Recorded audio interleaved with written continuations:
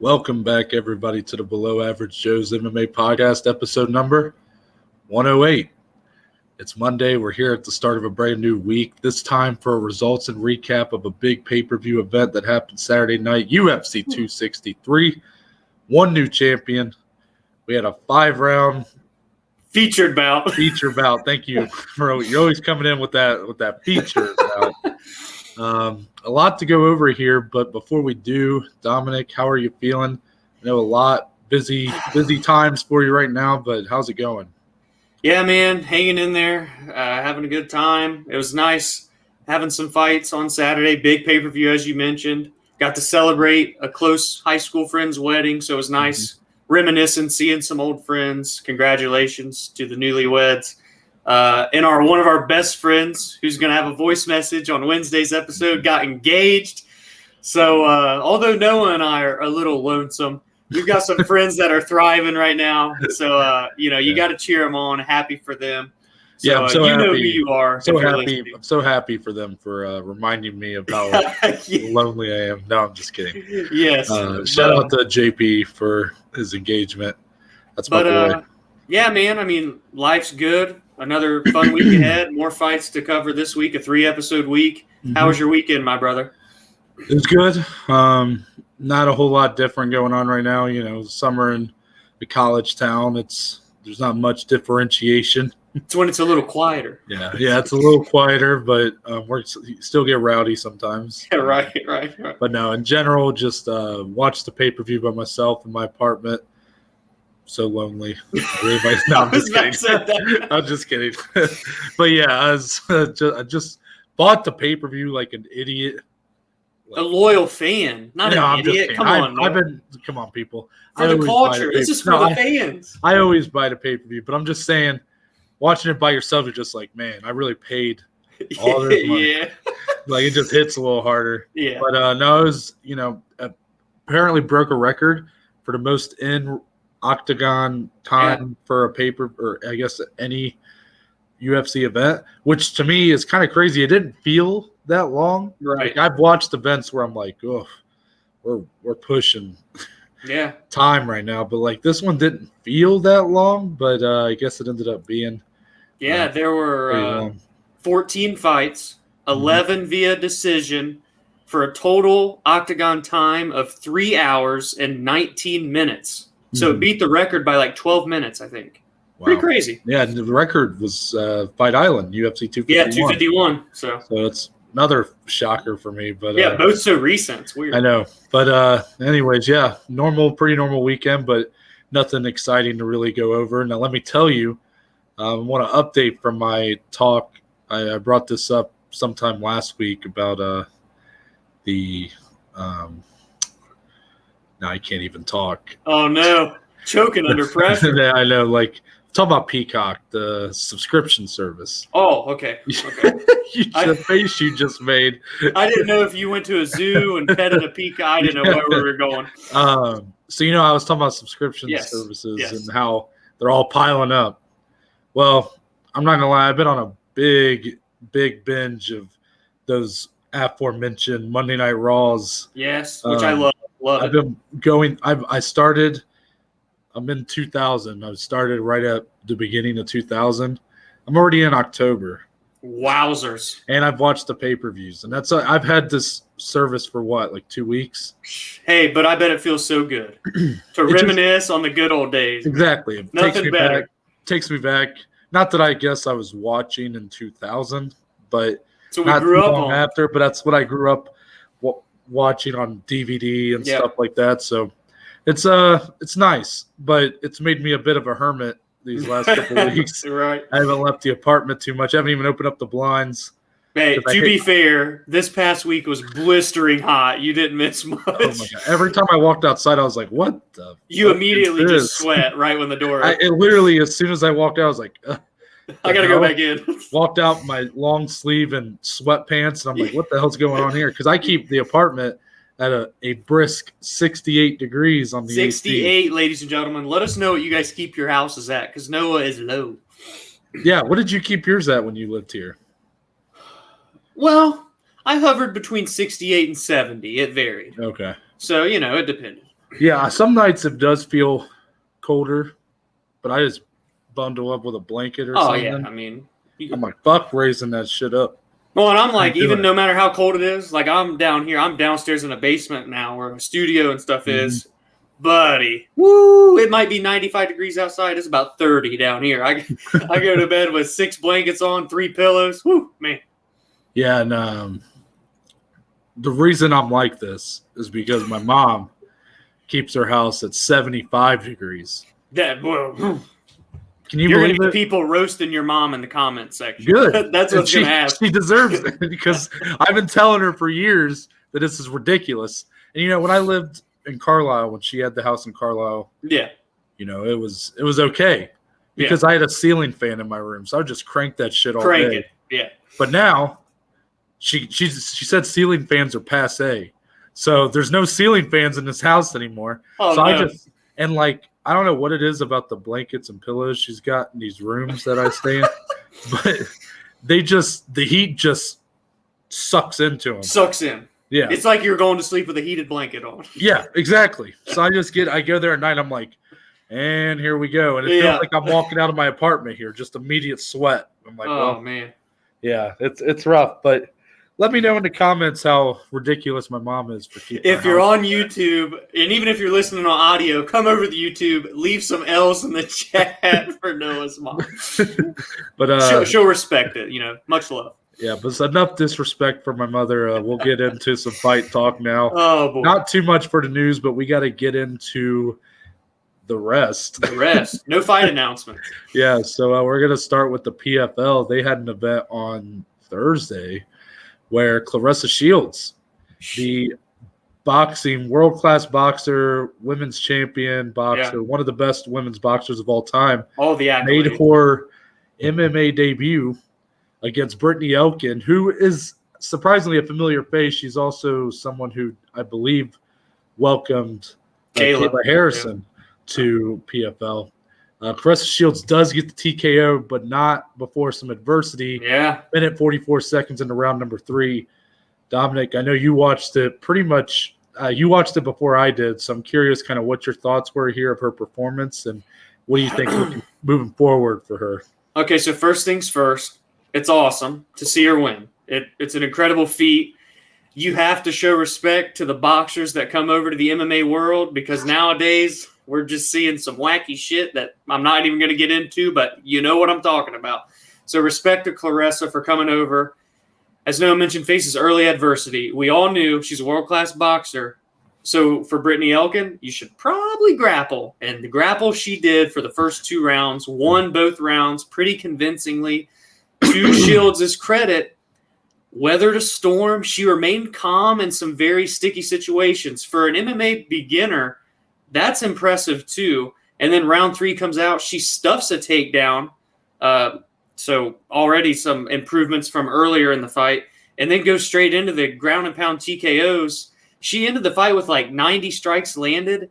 And they said accuracy was 94%. So on the feet, it was all Shields. She landed some good shots. Again, obviously there's glaring holes. But for someone that just made their debut in the PFL, their first ever pro MMA fight, my hat's off to her, man. I think she'll be on to some bigger things. Obviously, the promotional aspects for the PFL behind her is huge. You couldn't go anywhere last week without hearing her name, which is good.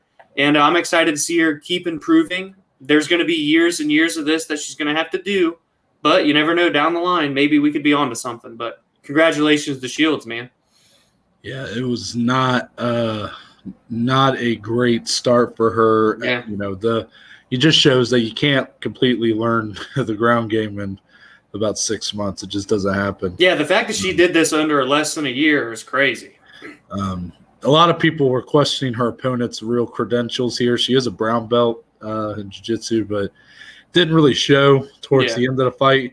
And who knows, maybe a lot of that's just because you do have a world-class boxer throwing some hands at you, so maybe it just kind of puts some cobwebs in your abilities. But it's a good win for her. Obviously, making a debut against I wouldn't call Brittany Elkin a high-level opponent, but one that I thought it was a fair first fight for someone like Claressa Shields. No matter how good her boxing is, she's a complete novice Yeah. elsewhere. She's a white belt, so that's going to be a tough match for her, and it showed early on.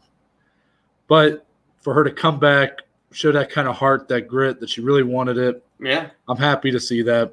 Just shows, though, we need her fighting more this level opponents for a while. Yes. Don't get too crazy and start matching her up with someone like Kayla Harrison or anybody like that. That should never even cross their mind. Yeah, just shouldn't. Let's just slow down and let's have her work her way up to keep improving on the ground game. I mean, her boxing's already spectacular. The hand speed is so fast. Good win. Yeah. Also happening on Friday was Bellator's card, and we just had a couple of big fights to talk about on there. First, Aaron Pico, probably one of the biggest prospects at Cross MMA, definitely the biggest inside Bellator's organization. He got a big win, submitting Aiden Lee via Anaconda choke in minute 33 seconds around number 3. Yeah. Aaron Pico, a guy you love this guy. I do, but I've also recognized that this guy's run has not been flawless in MMA. He's actually faltered quite often. He's, I believe his record's 8-3 now. He got pretty much he got caught a couple times early on in his career. He's a world-class wrestler. Everybody knows that. He's one of the best. Like that coming in, that was his bread and butter. The wheelhouse. But he loves the hands. He loves the throw on the feet. It's not an uncommon story. Guys like Justin Gaethje have done that. But his chin hasn't been able to hold up to the punishment that a guy like Justin Gaethje has been able to take. So he's gotten caught with some shots early in his career, been put away, even hurt guys, and then they've landed kind of a lucky haymaker and put him out. This was the performance I've been waiting for from Aaron Pico. This is the most complete performance. I think puts it all together. Yep. This is a complete one-sided performance for Pico, and it's the kind of win he needs to really progress forward. Now maybe we're going to be starting to look here soon at some ranked opponents for him, and good for him on that. Big win for him. Happy for him. Happy to see a guy who has so much potential and so many people believe in him to be kind of cashing those checks now. Starting to crack into what that potential could be. It's exciting, man. Also in the main event, we have a new champion. Yeah. Douglas Lima falls in his second straight fight. He tried to become champ, lost that. Now here he is losing his welterweight title to Yaroslav Amosov, who takes his professional MMA record to 26-0. Habib, you wake? No, but 26-0. Be a unanimous decision. Be honest, fight wasn't the most exciting one. Amosov just doing what he had to do to win. It was pretty one-sided, though. Yeah. Once again for Lima, when he's not the bigger guy in the octagon, it's just he kind of gets bullied a little bit. That's what happened with Gegard, and then here with Amosov, he just didn't really have anything for him here. Didn't look like he was very confident. Maybe some of that is left over from his previous fight. I don't know. But for a guy as seasoned as he is, you would like to think that he could shake off the loss. It's not his first time losing. Right. But Amosov looked really good. A lot of people weren't too impressed just because, again, did he do all that much? No. But to control a guy like Lima for 5 rounds, that's enough to show me this guy's for real. Exactly. He's probably going to be here to stay for quite a while. Yeah, I don't care who you're fighting. If your record's 26-0, and now you got gold wrapped around your waist, that's impressive, man. But that's going to wrap it up for today's edition of The News. The News. Dominic, take it away with our fights that we previewed from Friday's episode. We're going to I always get ahead. We did this last week, too. Yeah, we got to start with our Prelim Notables. Ta-da! And I'm jumping first. You do it. Do it. Because take the helm. I'm so happy for my man Terrence McKinney. Wow. 7-second knockout in his UFC debut. If you guys don't know this guy's story, please look him up. Do your research. I happened to come across his story on a Reddit thread trying to find some content for Wednesday's episode. Right. And I came across his story. This is a guy that had been a former drug addict. There's actually video on YouTube you can find where he's being detained by the police, and he's in like a drug-induced episode. So they tase him, and the taser has no effect on him because his brain is just so out of it from these drugs. This is, I guess, what he needed to clean himself up. He eventually went back to the police department that arrested him, thanked all the cops for not killing him basically that night. And then he obviously started training MMA, has made a huge splash, obviously, for being a guy that hasn't been training that long. Makes his debut here on 3 days' notice against a very tough opponent. Yeah, Matt knocks Frevola. him out in 7 seconds. Now, I do feel bad for Matt Frevola. Guy, all of his opponents seem to fall out. I believe like his last 5 opponents have all fallen out. Now, he was on the Connor Dustin card. He got an opponent there, got a big win there. But here, he gets replaced. His opponent, I forget who he was originally scheduled to fight, but gets replaced with Terrence McKinney. McKinney makes the most of it, man. 7 seconds. Crazy. Now, can you have a better debut? Well, the only way you could is if you don't hurt yourself in the celebration. This is true. So, poor guy possibly blows out his knee during the celebration. I sure hope not. I hope not. I mean, come on, man. I hope this isn't a Johnny Walker situation. Right. But it didn't look great the way he landed. He didn't do anything crazy. A lot of people were – because I watched the fight, but then I just kind of turned it off. Like I was watching on my phone. Context not really important. Right. But I was watching on my phone, and as soon as he knocked him out, I was like, holy shit. Turned the phone off. Save battery life. And then I started reading on Twitter that this dude, I was like, he blew out his knee. And I'm like, what? And the way it made it sound was this was like Michael Chandler doing a backflip off the cage. I was like, oh my God, did this man do a backflip and like blow his knee out? And then you watch it and it's like, no. He just kind of on it the wrong way. Yeah, he just, and it was unfortunate, but hopefully he'll be okay. Yeah. But what a debut. And against a guy who was knocking on the door for a top 15 opponent, and Frevola, hey, McKinney might be a real player here in this division here soon. Yeah, Happy man. for him. Awesome for Terrence McKinney. My prelim notable just so happens to be a fighter that we're going to actually break down because if you don't know, we previewed 9 fights on Friday, which means we have to recap all 9 of those fights. So I'm not going to go into this too much, but I might just say who it is and then wait till we get into the fight. How's that sound? Okay. Prelim notable, Brad Riddell. Okay. On to our recap of the UFC 263 fights. We're starting with the first fight on those prelims. And it starts with 2 top 15 ranked featherweights. Number 14, Movsar. Evloev gets the unanimous decision victory over number 15, Hakeem Dawodu. As impressive as ever, Movsar now extends his UFC record to 5-0. He's 15-0, perfect professional MMA record. Right from the get-go, established his dominance in terms of the grappling realm. He was all over Hakeem. To Hakeem's credit, he held his own for a little while, but after so long, that pressure just ended up cracking him for all 3 rounds. Yeah. Grapple heavy for Evloev. He looked amazing, incredible, was constantly looking for ground and pound and for the finish. So to Hakeem's credit, he didn't get finished, but man, what a dominant performance there by Movsar. Biggest win of his UFC career too. Yeah, I mean, this is a pretty one-sided showing from Movsar. Shout out to Hakeem. He was never really out of the fight, but this really showed how far along Movsar is. His previous fight, I believe, was against Nick Lentz, I want to say. Split decision. Yeah, and in that fight, I was disappointed because I thought Movsar was farther along. Right. No disrespect to Nick Lentz, but you would like to see Movsar put on kind of a showcase against a guy like Nick Lentz, at least where I'm projecting Evloev to go. Right.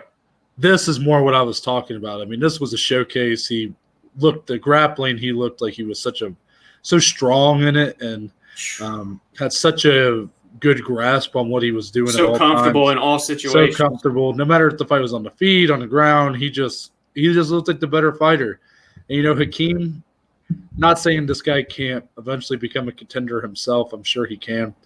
But I had a feeling the winner of this fight is going to be a contender within the next year or Yeah, so. yeah. And for Movsar to come in here and win in such a convincing fashion, He looked like a contender. it just shows me that this guy's going to be – he's a lot like he's in the same ballpark as an Islam Makhachev, Yep. where their ranking doesn't necessarily show how good they really are. And also – it also shows Movsar might have a tough time finding some opponents moving forward. I was just about to say, no one's going to want to fight this kid, man. So I guess that'll transition us into who's next for him. Yeah. I got one that sounds fun, but I think I'm going to go with number 11, Sadiq Yusuf. It feels like we're matching poor Sadiq up with all of these featherweight killers right now. I know. I've definitely said his name before. But they're all great matchups. Like, you can't go wrong. Yeah, you just can't here. And this is going to be Sadiq, a great striker. Yeah. A guy who I think could match Movsar's technique on the feet. But if Movsar is able to get that fight to the ground, that's where he's going to really shine. And but Hakeem's not an easy guy to take down. So I think that could really test him. And because he did just beat the number 15 guy, I think beating number 11 is a proper next step. Yeah. Not necessarily, a lot of these top 10 of this division, a lot of them are coming off of wins right now. And they're looking to fight up. They're not going to want to go back. As much as I'd like to see him go up against a guy like Giga Chikadze or Edson Barboza, those guys are looking ahead right now. Yeah. Not saying one of those guys might end up getting kind of stuck with a killer like Movsar, but for now, I think if you get a fight with someone like why did I just blank? Sadiq. Yeah, like Sadiq, then that's good enough for him. Yeah, I think that's an awesome matchup, a good test for both guys in their quote-unquote weaker areas, the grappler and Evloev and the striker in Sadiq. If I got to give an option on my end here, number 12, Bryce Mitchell, man. I mean, Mr. Camo Shorts, I'm ready to see him back in the octagon. The other stud grappler in that back end of this division. It would be a very interesting stylistic clash there. Both guys probably pretty even on the feet. Obviously, they're still steadily improving, but in the grappling department, you're not going to find two better guys in this division. Match them up, let them go to town. We'll get us a little grappling / Brazilian jiu-jitsu match. Those type of matchups can be just as fun as strikers sometimes. So that's what I would do if not for a guy like Sadiq Yusuf. That's an interesting way of wording that about how they would look on the feet, because I feel like Movsar is a lot further along in his striking than Bryce Mitchell. I feel like after what we saw, he'd be more competent. Well, that's what I was going to say, was that after Mitchell's last performance against Feely, I feel like he did show a lot of improvement. Yeah. So I'd be curious to see how that goes. And then on the ground, even though Movsar is much more of the kind of brute grappler, I guess, with a little bit more strength, you got the finesse of someone like Bryce Mitchell, the submission capabilities that he has. Could be really fun. Yeah, all kinds of transitions and stuff. That would be a great matchup. And then I guess for Hakeem, I would just say he's probably going to fight someone maybe on their way up through the top 15. I wouldn't probably match him up against anybody else in the ranks right now. Maybe even a guy like Gavin Tucker.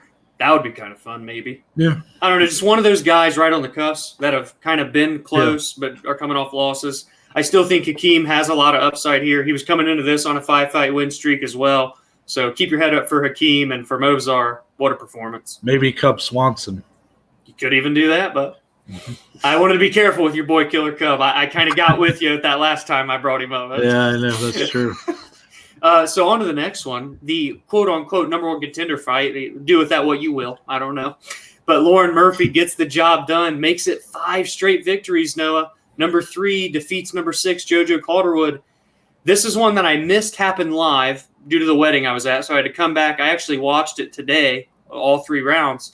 And, man, a lot closer of a fight than what I thought from, reading the tweets and everything.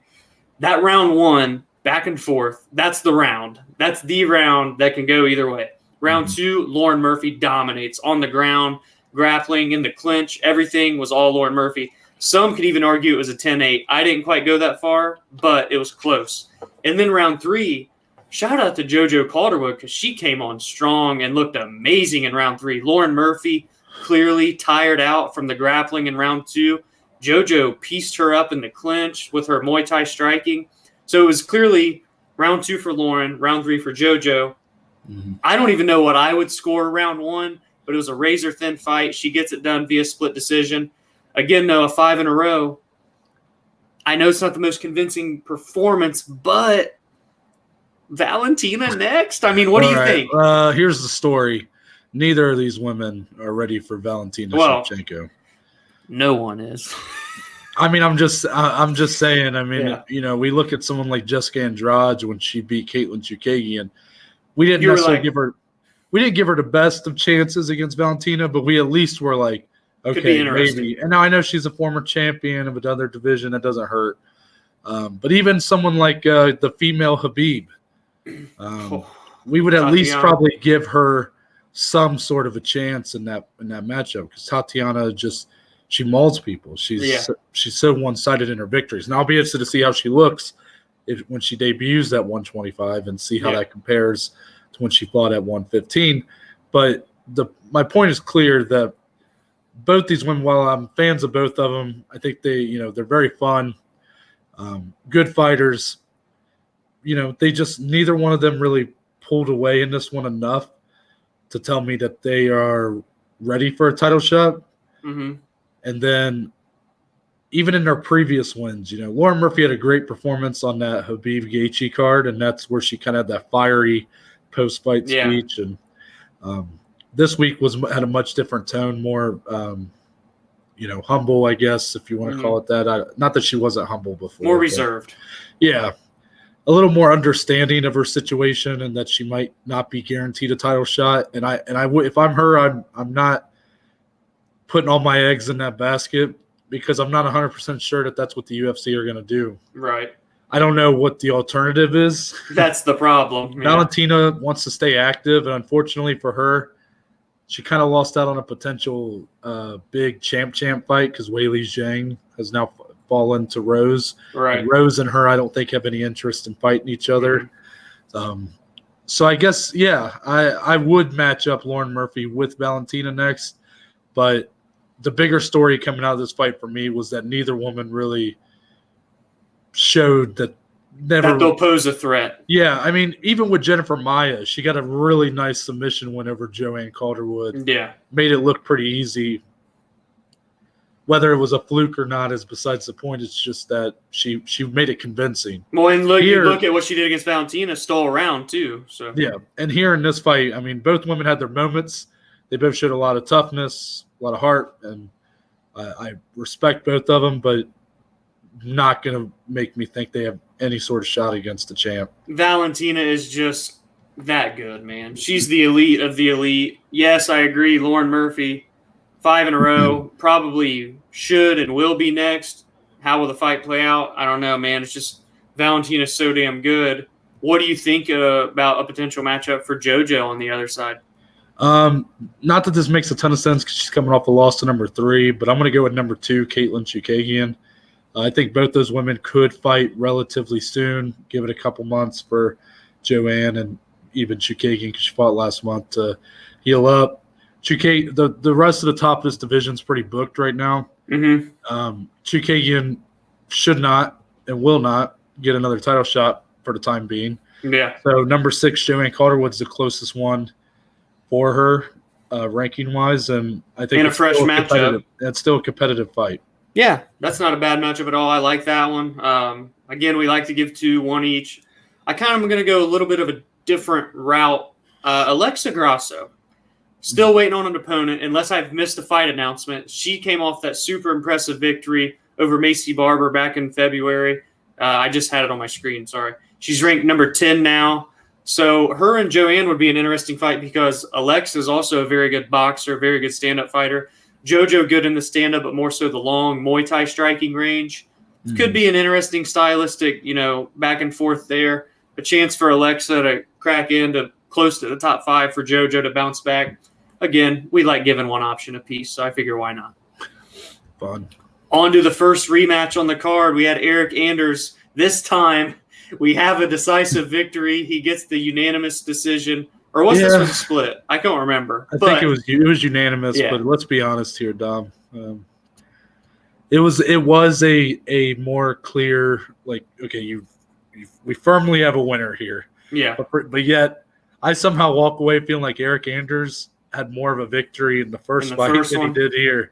This is just a slog. It was a snore of a fight. I mean, neither guy really comes out looking great from this one. Anders in the first fight was at least, looked like kind of a killer in that one. Just hurt Stewart.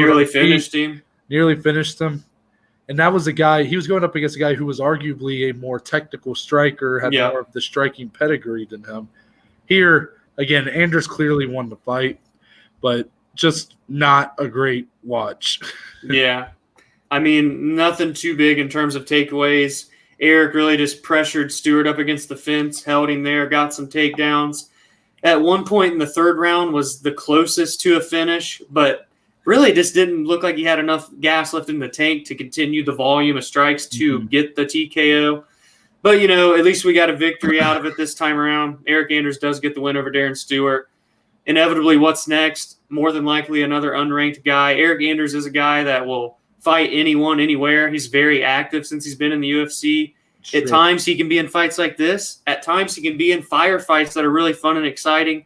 Maybe it just depends on the stylistic matchup for him. So, we'll see what's next for both of these guys. It's another misstep for Darren Stewart. This is a guy who has a below 500 record in the UFC, but yet he looks so good sometimes. Yeah. And then he just has these kind of fights where, don't get me wrong, Eryk Anders is a tough opponent. Yeah. And I'm not saying Stewart losing to him is the bad thing. It's just that losing in the way he did here, where it was just kind of a pedestrian performance for him and didn't really show me anything that I've seen from him previously that kind of made me think that this guy, could potentially win. Like, I remember when Kevin Holland beat him, I thought maybe Stewart could win a rematch. Yeah. And now you look at how good Holland's turned out to be, that, like, Stewart can be that good. He's shown to be that good, a top 15 level guy, but then too inconsistent. And that's just that's a good word. Another chapter in that story right now. So hopefully he works it out, because right now I think his record in the UFC is something like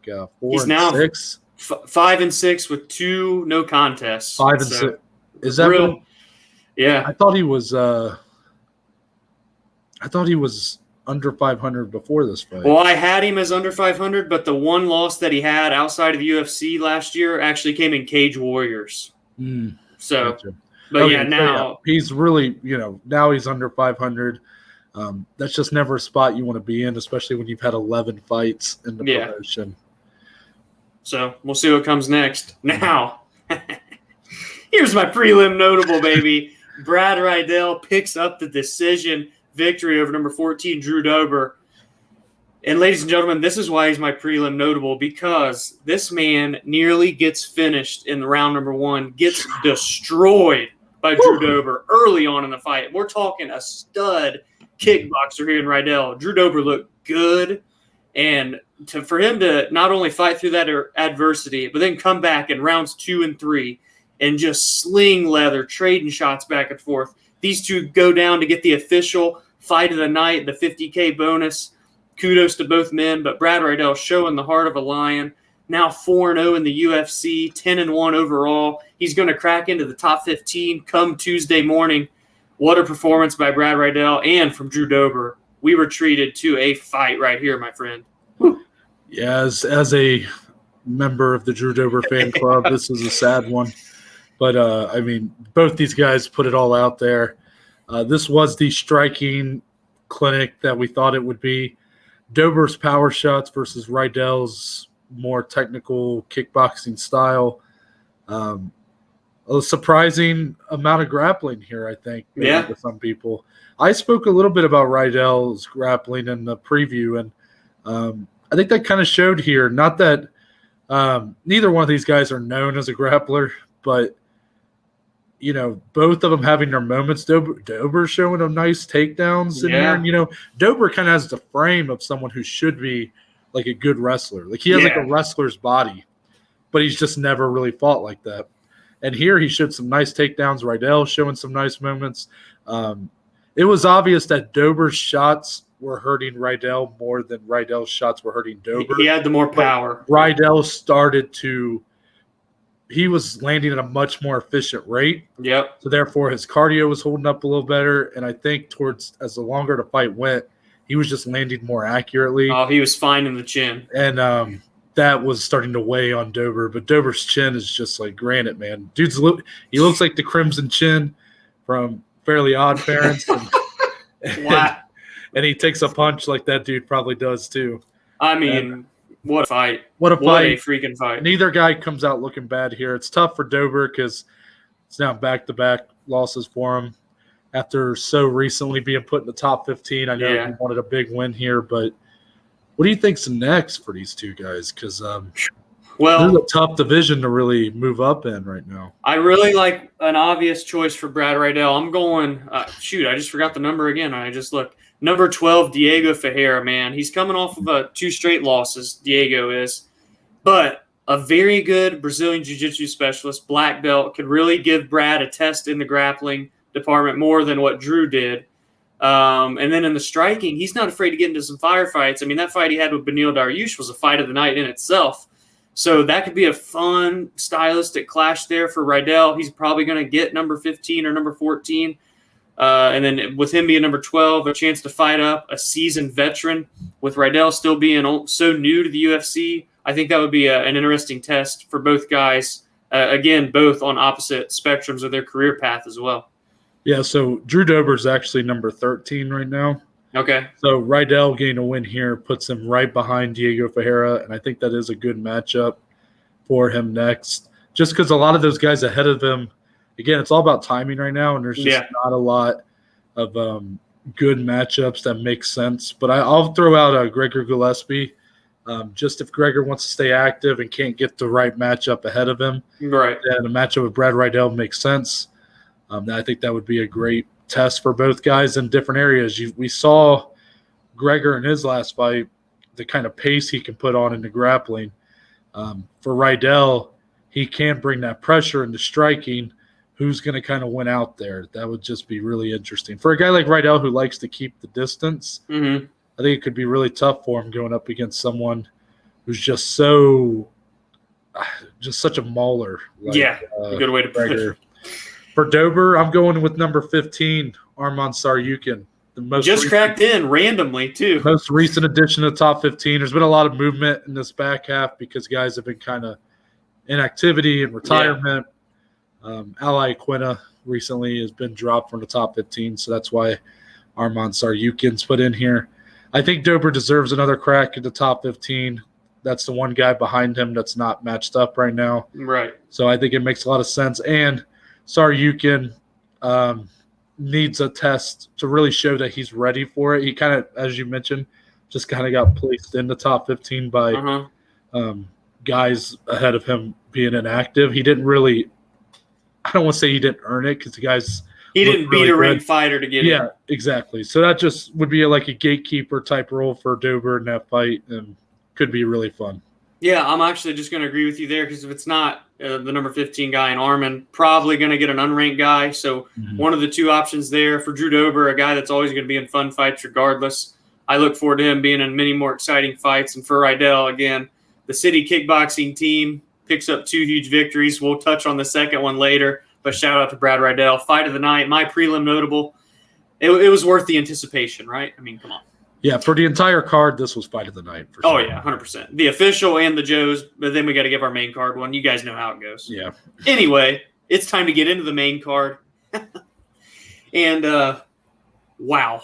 I mean, I knew this fight was going to be really cool and interesting no matter which way it went. And it didn't last very long because Paul Craig picks up the TKO finish over number 15 ranked Jamahal Hill, undefeated Jamahal Hill, after essentially snapping Jamahal Hill's arm completely in half. It was just literally, people, if you didn't see it, flapping around like one of those noodles you see at the car lots when it's really windy outside. That's what his arm was looking like last night. That's a great way of putting it. And what the fuck was this fight? This fight lasted like 2 minutes. Shout out to the Arizona Steve Mazzagatti. Meev Stazagatti decided to come out. He just had a mustache on. It was Steve Mazzagatti with a mustache. Oh, no. And Paul Craig, wow. For 205 pounds, you hardly ever see guys that'll willingly pull guard. And Yeah. Paul Craig does it all the time. Pulled him right down. Yep. And Jamahal Hill, whether I think a lot of it's just due to the inexperience, just didn't seem, a lot of those questions we had about how he would look when he got to the ground. Right. It's pretty clear that he just didn't really know what he was doing when he got there, because Paul Craig immediately tied up his arm with like an underhook and then nearly was like trying to do like some sort of like arm crank or arm bar with an Americana kind of, which you don't see very much. On his back, Yeah. It was just a very weird spot for it. Jamahal Hill's able to fight out of it, but then that's where the arm bar comes in. He kind of puts his arm right back in the spot. Arm bar comes in, and yes, technically you're right. That's what we watched, right? We watched the man get his arm snapped in half. But did we? Because no, I guess not. Apparently it was just dislocated. They put it back in place, and now he's fine. Full mobility. I don't know how. No, I don't know how. Okay, see this? I'm bending my arm right now. Right. Imagine if it was bending the other direction. Correct. That's not supposed to happen. That is what Jamahal Hill's arm did. And if that wasn't bad enough, the arm gets snapped. Paul Craig tells the ref, hey, his arm's broken. Yeah. The ref just kind of, again, me Stazagatti, steps in and kind of looks at it, and it's just like, well, I don't know. I mean, have you ever reeled in a fish while you're fishing, and you bring it on the boat, and it's just flapping around all over the damn boat, trying to get some freaking water in its gills?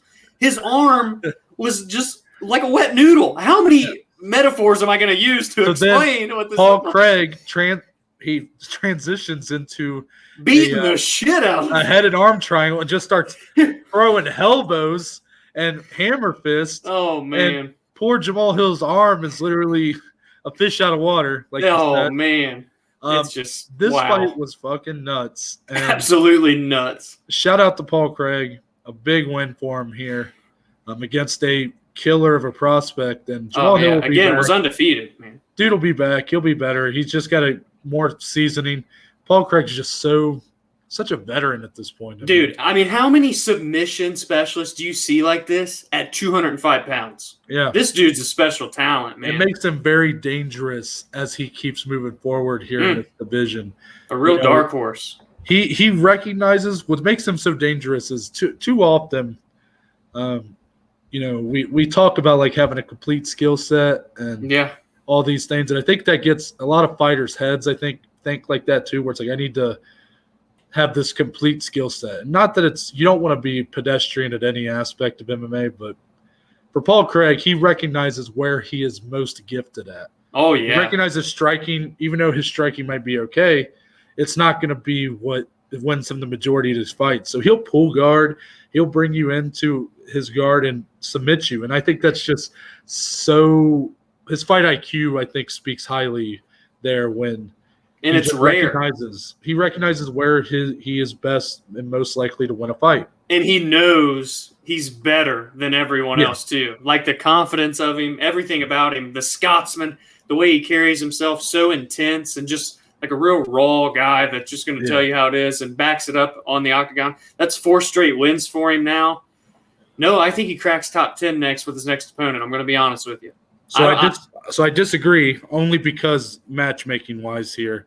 I'm not saying he doesn't deserve top 10, but I went with number 12, Misha Serkinov. I love that. I think it'd be a great test of guys that are both very gifted on the ground, very gifted submission specialists. Neither guy's probably going to knock out the other one. I mean, Craig does have some weird kind of power in his hands, but I see that fight being fought mostly on the ground. Yep. Or it'll cancel each other out and they'll somehow both fight on the feet for 3 rounds and then it'll be a barn burner. Could be chaotic. Either way, I think it's just Craig gets a win over Jamahal Hill, who's number 15. One more, and then we'll start talking top 10. Now, I don't know what your man Volkan Uzdemir's up to right now. It's been a minute since we've seen him fight. Number 8 ranked Volkan, the heavy hitter. No time is what they like to call him. I think that'd be a great test here for Paul Craig to test the waters of the top 10, a guy that's going to come out and try and take your head off. Craig's going to have to evade, be strategic. If he can work that fight to the ground, we could see another miraculous submission or broken arm or elbow. I don't know what the hell is going to happen. If he's on the feet with Volkan, we've seen he can just put people's lights out in a matter of seconds. Could be a real good test for both guys. I'm just ready to see Volkan back in there. That's kind of why I went with this matchup as well. Yeah, coming off a knockout loss to Yuri Prohaska. Yeah, been a while since we've seen the guy. UFC 251, so Yeah. we're at a year at this point. So I'd like to see him get back in there ASAP. And for Jamahal, keep your head up, get healed first and foremost, and then likely an unranked guy probably next, which is fine. Still 30 years old, his first ever pro loss. He still has a pretty high ceiling, I believe, in Jamahal Hill. I agree. So, on to 170 pounds, Noah. 2 top 15 fellas. Number 12, Belal Muhammad, gets the biggest win of his career. Gets the decision win over number 9 ranked Demian Maia. Not the most exciting of fights. Demian does what Demian does, was looking for the takedown all 3 rounds. To Belal's credit, I think he stuffed like 16 of 17 or something. It was a pretty convincing number. But Belal just didn't capitalize on many of his openings. He kind of just pieced up Demian where he could. Never really looked for any big shots or any huge finishes. He was very weary of the takedown, so to his credit, I don't blame you. I mean, Maia is pretty dangerous on the ground, obviously. But, good for Belal to at least crack back into the win column after that no contest. For Demian, more than likely his last fight. Noah, what'd you think about this one? Yeah, this fight sucked.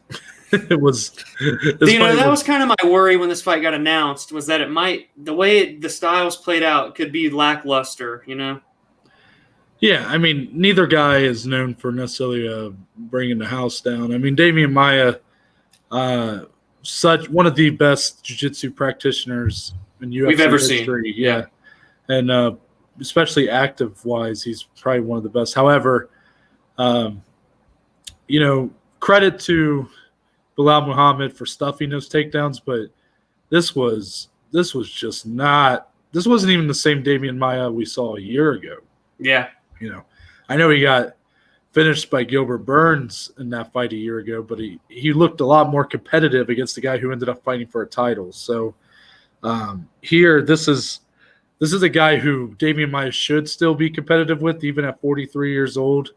And he just, man, I mean, I love the funniest picture I saw was that meme of the Dion Waiters meme. Oh yeah. It's like, I'd rather go 0 for 30 than 0 for 9. Yeah. If you go 0 for 9, that means you stop trying.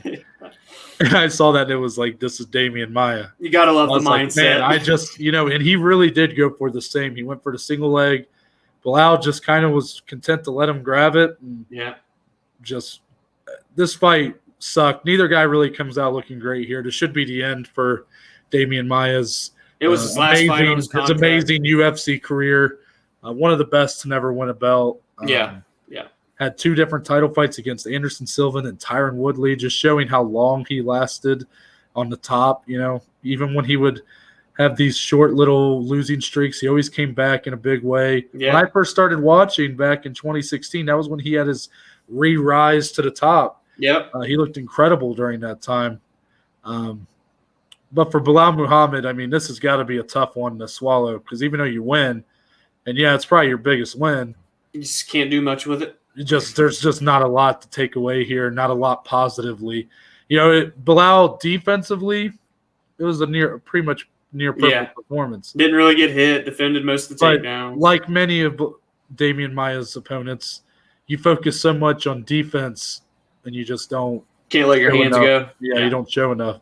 So that's why for Belal, I'm going to go with number 11, Li Jingliang, as his next opponent. The guy who will bring the fight to him. I think I'm a little bit critical of Belal Muhammad, but I'm going to stand by that here. I want someone to bring the fight to Belal. I'm tired of him kind of squeaking by in these decisions over guys that he should be trying to put a finish on with, and really trying to at least just bring the fight more. Yeah. He has too good of a Twitter account to be this kind of true podcaster and everything. Almost boring of a fighter at times. Yeah, he's such a fan favorite. Outside of the octagon, it's so strange, really. Yeah. I mean, good for the guy. Yeah, JK, no disrespect to Belal, but Li Jingliang, I think, will bring the pressure, bring that fight to him. And both guys are kind of talented everywhere. So I think you'll have another one of those fights where that fight could go anywhere, could go many different ways, but it'll really test everything for both of them, and I like that kind of fight. Well, funny enough, before Belal fought Leon on short notice, he had originally called out Li Jingliang for his next fight. So I think that would be a really fun fight. Again, a guy that's going to bring it to him. The Leech, he's called that for a reason. He's going to pressure Belal, bring the action, set the pace. If I got to give, another option, number 8, Neil Magny, a guy that's coming off of a loss. It would be another really seasoned veteran for Belal to test himself against, a guy that's kind of good everywhere, just like Belal is. A good grappler, good in the clinch, pretty good on the striking. It's just hard to match up Belal here, but maybe Neil Magny. But I personally like your choice better. I think Li Jingliang, a guy that's going to really bring it and test him, sign me up for that. Yeah, I mean, Neil Magny coming off that win over Jeff Neal, like he could maybe try to look ahead, but I could see him also fighting back. Because even the win over Neal was just, Yeah. He's fought so many guys in the UFC that, like, for him, it's hard to even find guys that he hasn't fought. So. Fresh matchups is kind of what's more important for someone like him at this point. Yeah, pardon me, I said off a loss, by the way. Neil, no disrespect, I forgot. My apologies. And then for Demian, it was his last UFC contracted fight. Probably the end of the road. Even Dana said, hats off to Demian Maia, legend. Second most wins in UFC history. Plenty of records up there. Right off into the sunset, my friend. Agreed. The other welterweight main card bout, the featured 5-round bout, and Leon Edwards gets the job done, right? Gets the decision win, 49-46 times 3. Is that the story here? No. Here's the story. Poor Leon Edwards. The bad luck just continues for the guy because, listen, he dominated this fight for 24 minutes.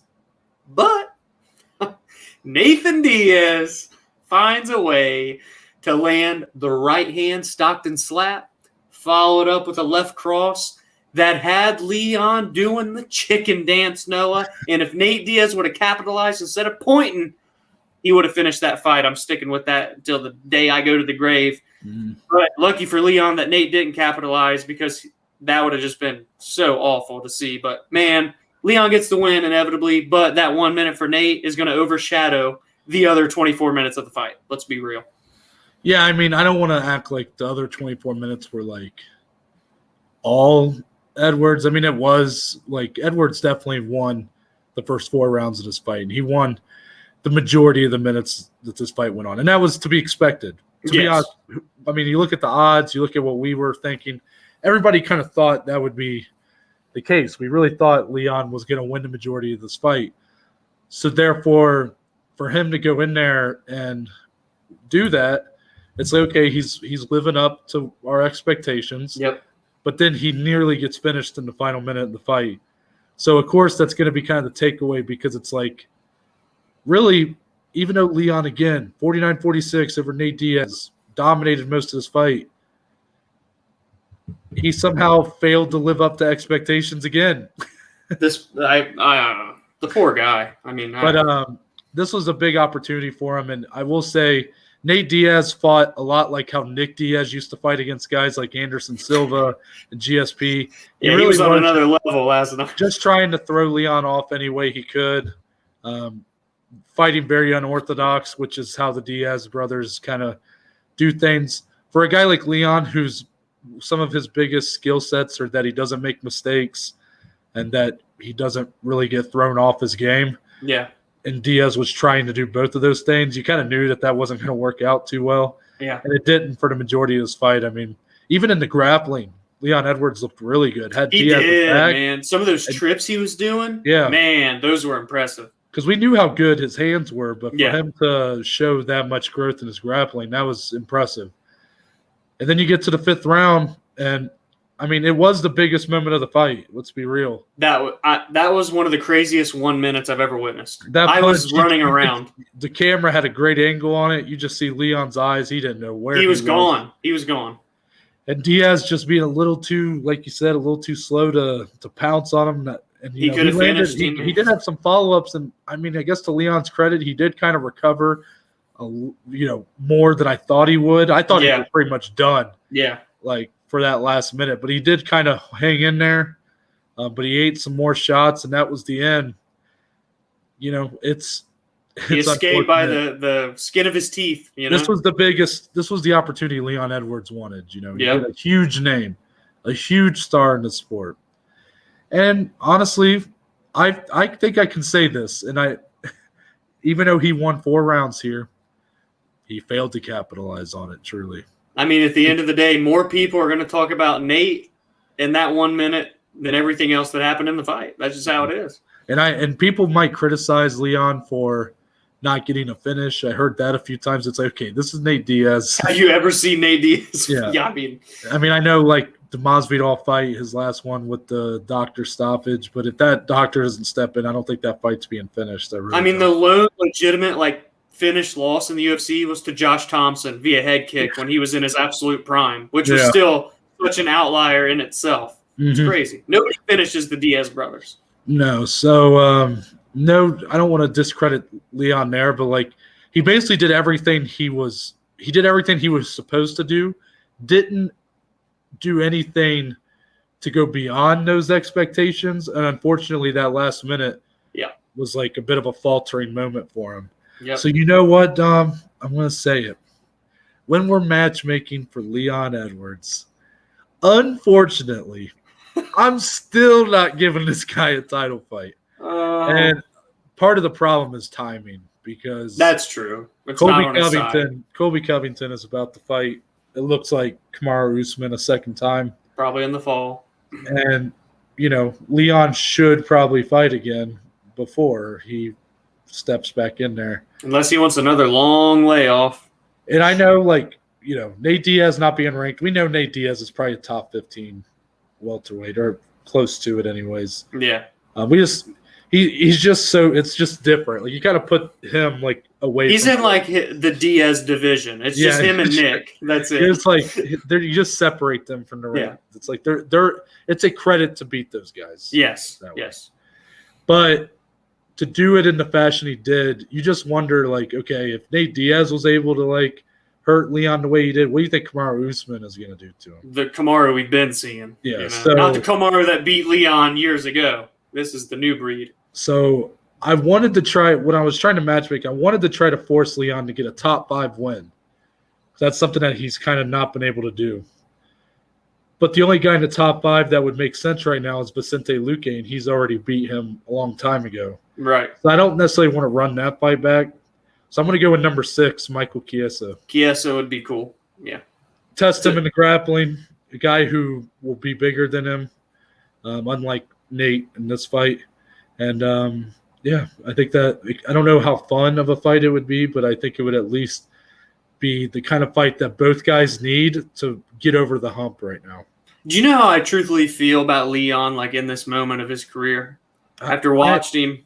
I think you're more on board with him than I am. I don't know. Well, no, I'm just – it's after this 10 in a row, 10 wins, and I'm at the point now to where all these guys, if I'm looking at this top 10, I feel confident in picking Leon against most of them, unless it's Kamaru Usman, which is odd because you see him get rocked so badly against Nate Diaz. But I don't know. It's just the way I look at him it's just different. It's weird. He's in such a hard spot. It didn't get any easier. The poor guy pokes Belal in the eye, then wins 24 minutes of this fight, but then gets rocked in the last minute.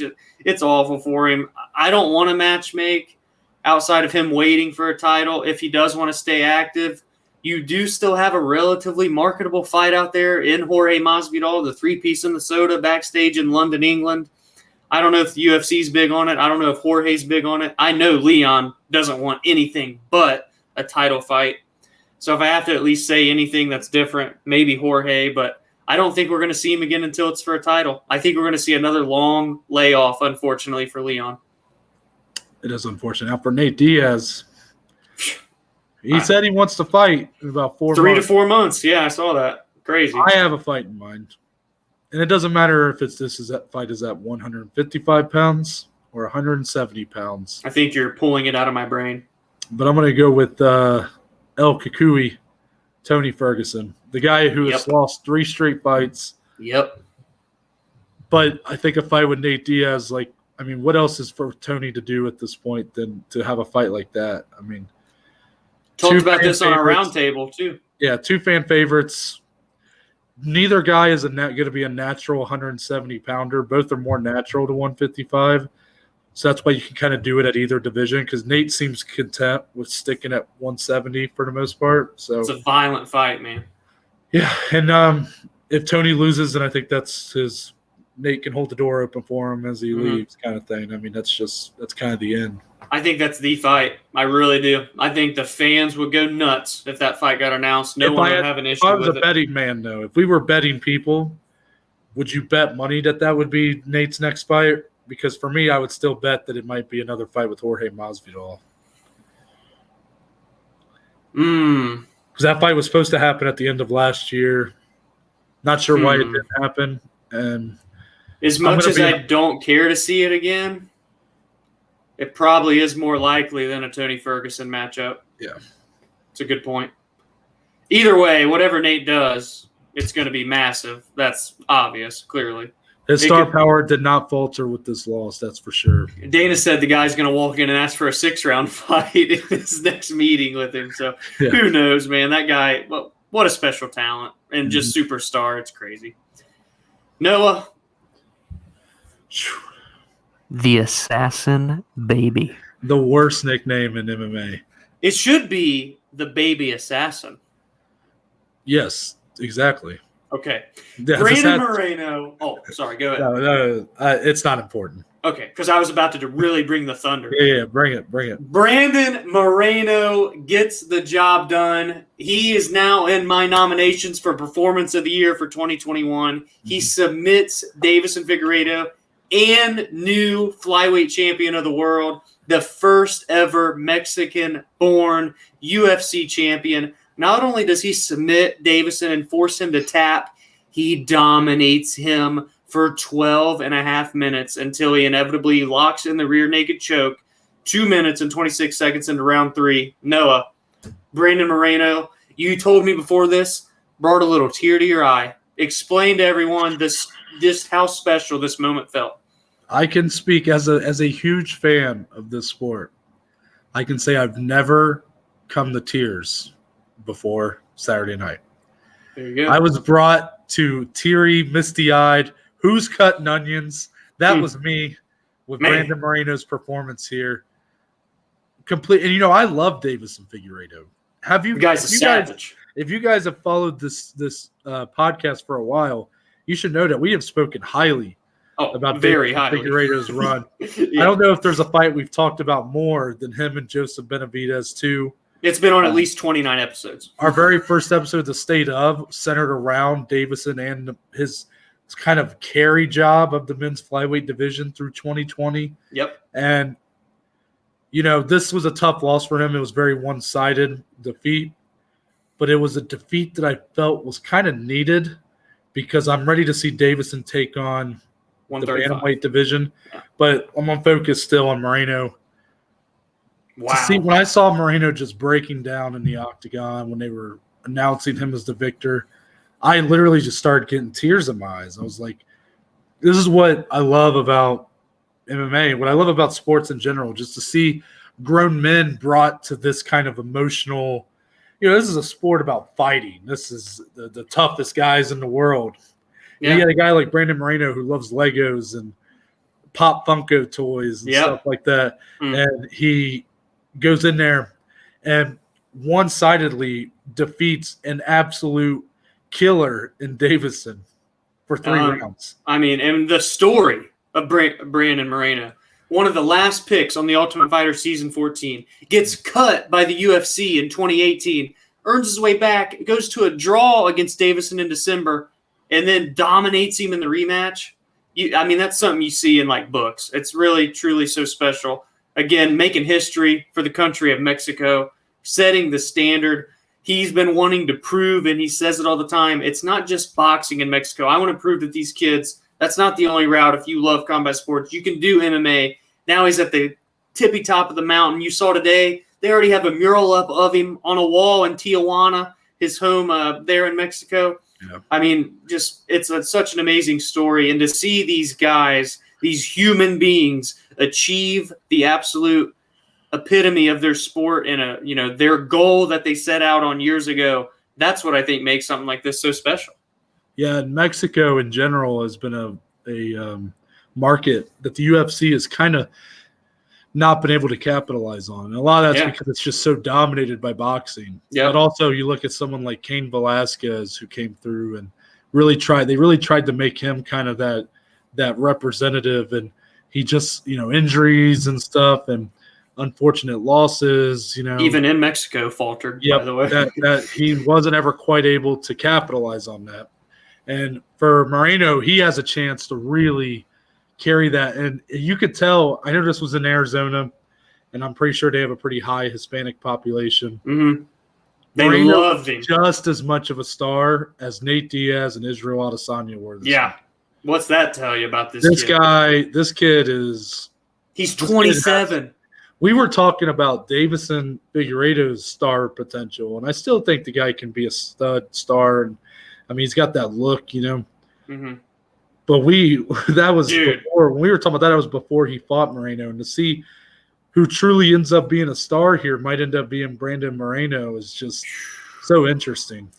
If he can string some title defenses together, buddy, they're going to strap the rocket ship to his back. I mean, this guy's going to have a Lego set built after him. I don't doubt that either, by the way. I mean, what a story, what a performance. The performance in itself, right from the opening bell, the speed, the accuracy of his punches, the takedowns, I mean, everything was spot on. He looked flawless. Yeah, dropped him. He nearly finished it in the first round. Mm-hmm. I mean, dude, I'm not taking anything away from Figgy because he didn't look great, but Moreno's performance was unbelievable. Looked flawless. Not one thing that I could nitpick in that whole fight. Unbelievable. And I'm kind of glad if anybody watched the post-fight press conference, Dana didn't. I was worried that he might commit already to to running it a third time between these two. Thankfully, and not. I think that this is closed. I think this rivalry's done. Yes. Moreno has an obvious next challenger, and that's Askar Askarov. Yes, and there's a story to it. Yep. And they fought to a draw, people. Yep. Moreno has 2 draws, and it's Deiveson. He bounced back from that one. And he had a draw with Askar Askarov. Can he bounce back from that one? And Askar undefeated outside of the draw. I mean, that was a good voice crack there. But, yes, I mean, you already got the storyline. The timeline lines up because Askar fought, I think it was in March against Benavidez or something like that. Yeah, I think so. Timelines are going to line up here. Maybe by the end of the year, we get to run that fight back. I'm excited for the grapple-heavy guy for Askar and Moreno, as good as it gets in the grappling as well. But on the feet, man, and we saw how good he's starting to get there. Love that fight. That's the one that's got to be next for Brandon. Deiveson Figueiredo, you're going to bantamweight, pal. You got to. And I'm going to put you up with the top contender in that division. Uh-oh. Number 3, Rob Font. Oh, whoa. Really now? Yeah. Hello. I mean, I don't hate it. I don't hate it. I was looking and I was like, okay, maybe I should start Deiveson out with just like top 10, and then we'll work our way to, this is a tough loss for him. It was a pretty one-sided one. But Deiveson's so good, man. He's so good. And I actually think he might be better at bantamweight. He walks around 165 pounds. Yeah. What do you always say? He cuts a quarter of his body weight. 25% of his body weight he has to cut to make the weight class. It's crazy. That shouldn't be physically possible. No. So 10 pounds might not sound like a lot, but it's going to make a world of a difference, I believe. Because he just did not look like the same Figgy to me. He really didn't. So I'm going with Rob Font because Rob's, he's coming off a big win over Cody Garbrandt, but he's in an odd spot. If you get a win over a former champion, that could be what you really need to push for that title shot with it the next year, Okay. I didn't think about this until right now. I'm gonna. I feel like I know what you're gonna say, and I'm just not ready for it. Number 9 ranked Dominic Cruz. Oh no, that's not what I thought you were gonna say. What did you think? I thought you might say Cody. Oh no. I think Cody might go down for sure now. I don't know what's going to happen with Cody. But for Deiveson, I don't think the fight will happen. But that's the one I'm going to say anyway. Could be interesting. I don't know. Tickled my fancy. Yeah, I don't know. I don't know if I like that or not. Former champion, number 9. Yeah, I mean, they're both former champions. We know how good Dominic Cruz still is. I think I feel like that'd be kind of lot size-wise. I feel like Cruz is just so much bigger. That's the problem with Figgy is that his weight is so heavy. He's only 5'5", though. Yeah. So, I don't know. It's weird. But he doesn't need to be at 125 no more. That I can confidently say. Yeah, agreed.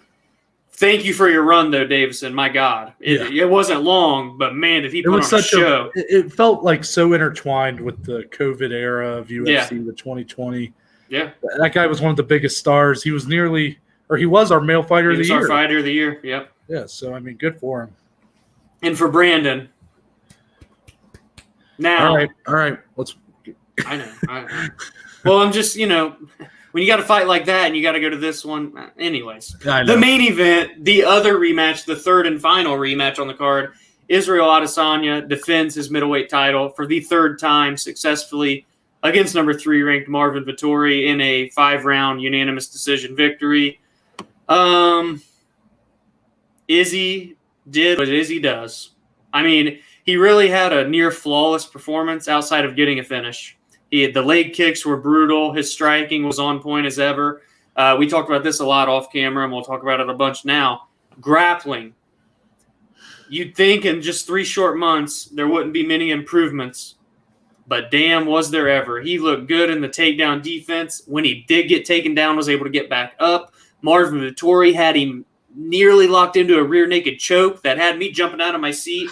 Not only does he escape the rear naked, reverses position and lands top control ground and pound. It was something of Izzy that we hadn't seen yet, and the improvements that he continues to make, ultra impressive at the speed at which he is learning. You guys got to remember, Izzy's been in the UFC for 3 years.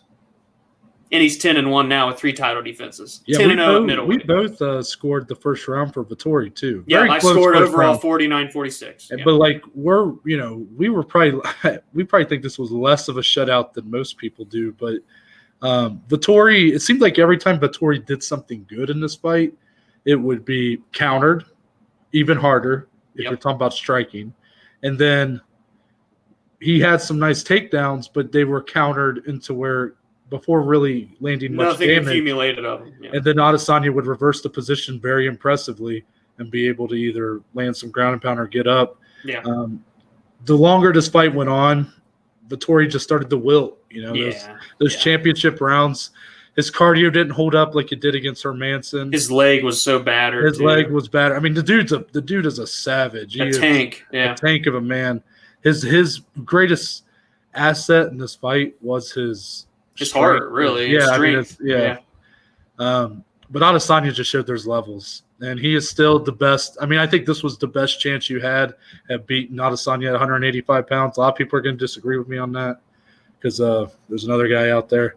But I'm still going to stand by. I think this might have been the best chance you have at beating Adesanya with this kind of style of fighter. Yep. And it wasn't even close.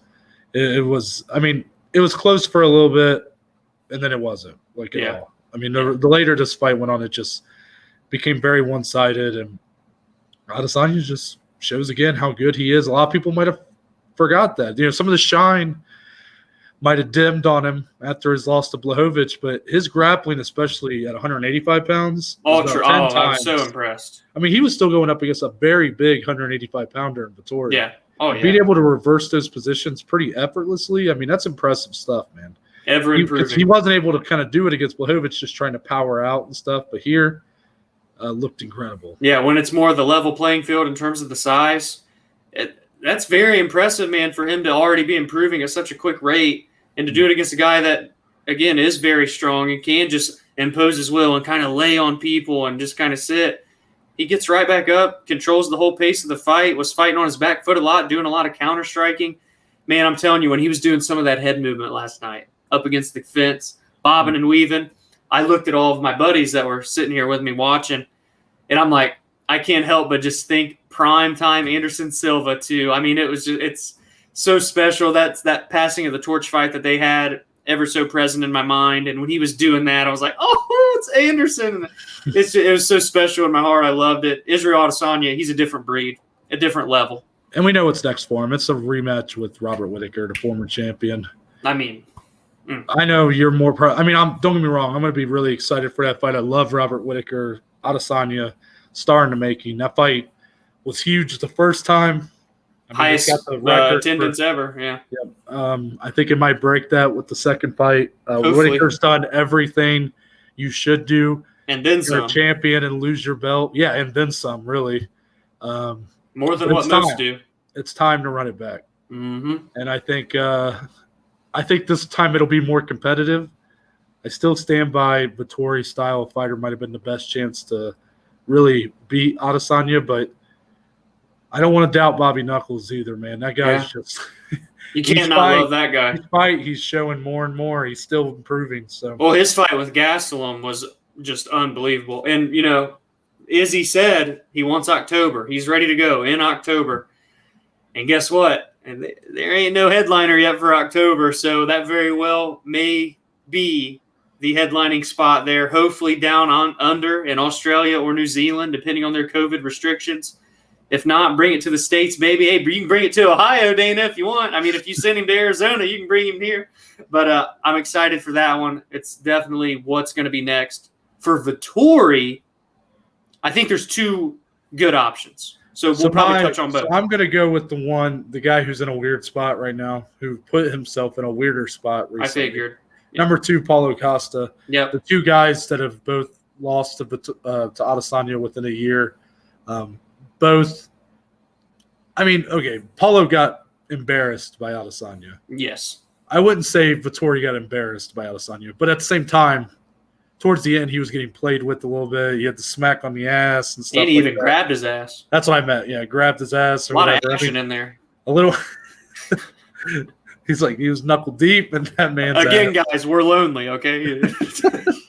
But I think it just makes sense for those two to really kind of – whoever loses that potential fight would really take a step back, I think. Yeah. And I think that's why 2 versus 3 makes a lot of sense. The only other option, Derek Brunson, number 5. Guy on a 5-fight win streak right now. Still needs one more. It's obvious. Well, he's got a fight coming up, doesn't he? Oh, yeah, true. He does. Okay, well, I'll go even one step further then. He's fighting Till, right? Yeah, I think so. Yeah. Marvin Vettori gets the winner of Brunson and Till. Unless Till wins, they might throw him into a title fight. We've discussed this before. Mm-hmm. But if not, I'll go Vettori with the winner of Brunson Till. Yeah. I totally forgot about that fight. Yeah, but still, I like both of those. So yeah. Shout out Marvin Vettori, though. I mean, he really, it's tough going 5 rounds with Israel Adesanya, as has been proven in the past. Robert Whittaker couldn't go 5 rounds with him the first time. Paulo Costa couldn't. Yoel Romero could, but they basically just stood in front of each other for 5 rounds. I just spit on my screen. So Vettori was able to do it and, had his moments. But at the end of the day, I mean, Adesanya just showed why there's levels. Yeah. But that's going to wrap it up here for our results and recap of UFC 263. Let us know your thoughts. If you want to leave a voice message, we will have a Reddit roundtable on Wednesday. Yeah, send in some questions. We got one. Send in some questions. We got one right now. I'll obviously be pulling some from Reddit, Twitter, wherever. But if you comment on our Twitter or Instagram, which Dominic will plug, and it's in the top right corner if you're watching on YouTube. Yeah. Leave questions and we'll answer those on Wednesday, whether it's about these fights or anything upcoming. Anything. Surprise us. Yeah. But we can talk about the streaming services. Yeah, but until then, tell the good people where they can find you on social media. You can find me on Twitter, on Instagram, at dslee14. Really fun guy over there. If not, you better go follow our podcast, damn it, at BAJ_MMA podcast, constantly updating there, live tweeting on fight nights, doing polls, interacting with the community. Had some interactions over the weekend, Instagram, or posting whenever our new episodes go live. So give us a follow there as we keep continuing to build this community. And as for me, if you go to my Twitter, Instagram, it's at ntbaker_. To my bio, there is a link to our link tree. Gives you links to all the platforms the podcast is on, along with social media platforms, Twitter, Instagram, YouTube channel, Spotify, Google, and Apple Podcast, along with a couple links for our Anchor page, leaving a voice message. If you want to donate to the podcast, there's a link on there. So make sure to check those out. But again, that's at ntbaker_ for my Twitter and Instagram. But that's it. We're out. We'll see y'all on Wednesday.